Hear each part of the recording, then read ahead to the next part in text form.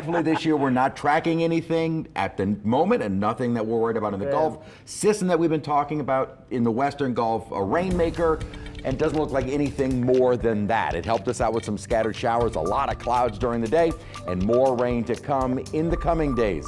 Did get some decent little isolated downpours here and there, at least at our official observing stations. Not too much in the way of measurable rain, but it was something. And what rain we did see today, we're at least able to help to get some of those taller cloud tops that were able to kind of overtake much of the region, and that helped our temperatures during the afternoon. As far as rain goes at this hour, a few showers down near the mouth of the river, had a few showers up near Tangi, nothing over the metro area, unlike a little bit earlier this evening. We had some light kind of misty type showers move through, so still some wet ground out there, very high humidity, so it'll be a while before that dries out, and we'll stay likely under mostly cloudy skies throughout the night tonight. Here's the area that we are talking about. It's kind of this broad area that is down across generally almost due east of Corpus Christi and Brownsville. This is a mid and upper level low, so it likely will see kind of a broad spin. Don't let that get you too nervous if you see a spin down in the Gulf. This is more above the surface. Now, there are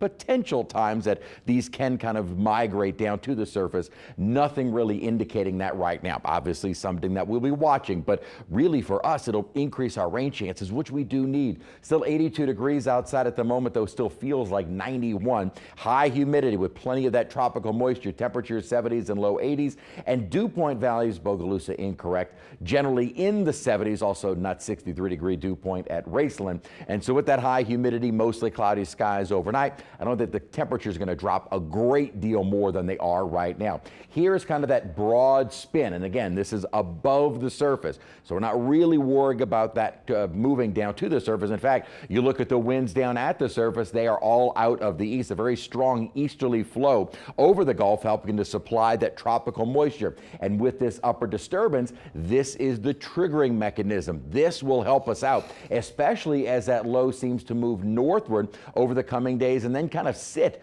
over us. As that happens, we're looking at quite a bit of instability. That's the trigger for showers and storms, and that energy will keep the rain chances on the higher side right into the start of our holiday weekend. 70 to even 80% rain coverage, so some good downpours with those rain chances starting to taper off by Sunday and continuing through Labor Day. So not a completely dry Labor Day, but also not a complete washout for the weekend as a whole. May see some showers getting started earlier. Boy, I tell you what, if the rain gets going early and we've already got the cloudy skies well before noon, we're not going to be getting into the 90s at all. And in fact, I do keep our high temperatures in the 80s over the next couple of days. As far as rainfall totals go, far higher out to our west. Lafayette to Lake Charles, southern Chefalaya Basin, down towards southwest Louisiana could see in excess of 5 to 7 inches of rainfall.